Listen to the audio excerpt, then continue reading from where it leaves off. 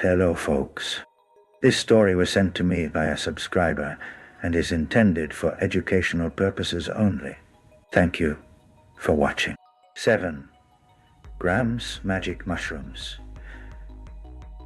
The Great Library of Whispering Books. I had always been curious about the idea of knowledge beyond the physical world.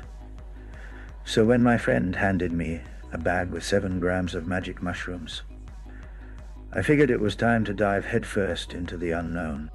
I prepared my small reading nook with dim lighting, incense, and a playlist of soft ambient music.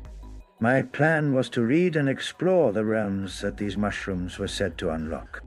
I popped the mushrooms in, brewed a cup of chamomile tea, and settled in.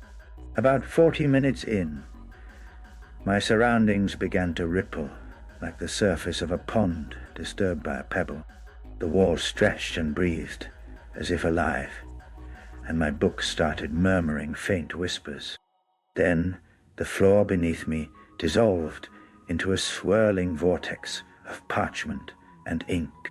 Before I knew it, I was floating in a colossal, endless library, but not like any library I'd ever seen.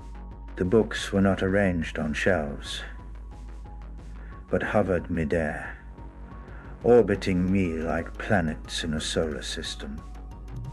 Each book pulsed with a soft light and emitted gentle whispers, as if eager to share their secrets. I reached out to grab a book titled The Forgotten Dreams of Time. As my fingers brushed its cover, it opened itself, revealing pages that shimmered and flowed like liquid silver. Words danced across the page, weaving themselves into shapes and stories that I could both read and experience. I was no longer just a reader.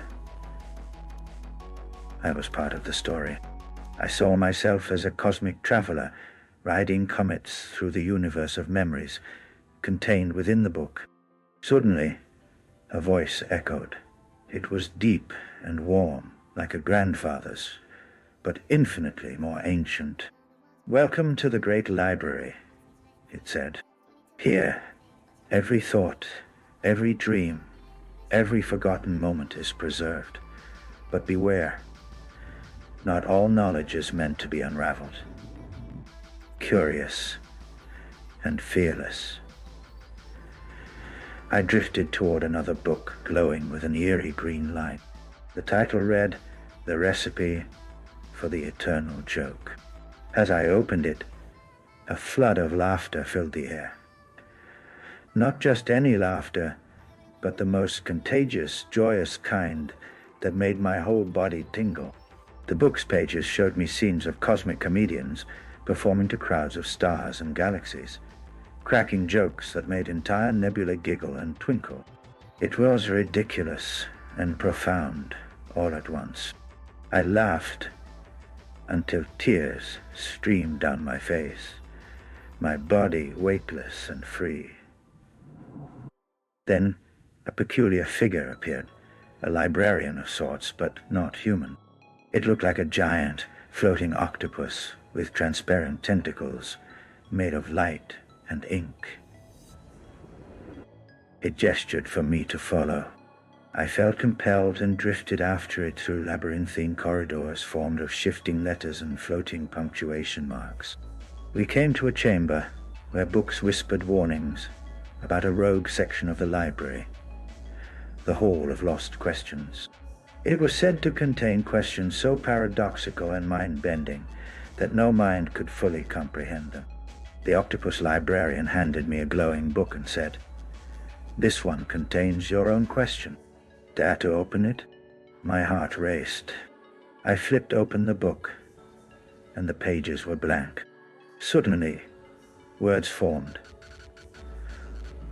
"Who are you when no one is watching?" The question echoed endlessly, bouncing off the walls of my mind.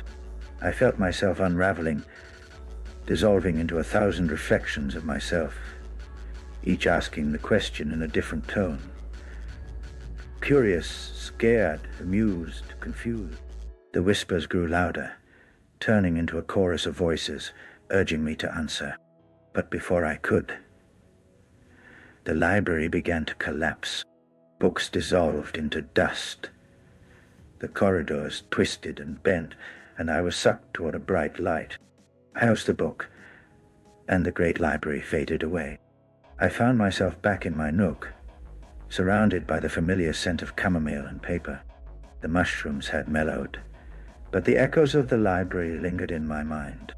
I realized that the journey wasn't about finding answers, but embracing the mystery. And maybe, just maybe, every book and every whisper was a part of me.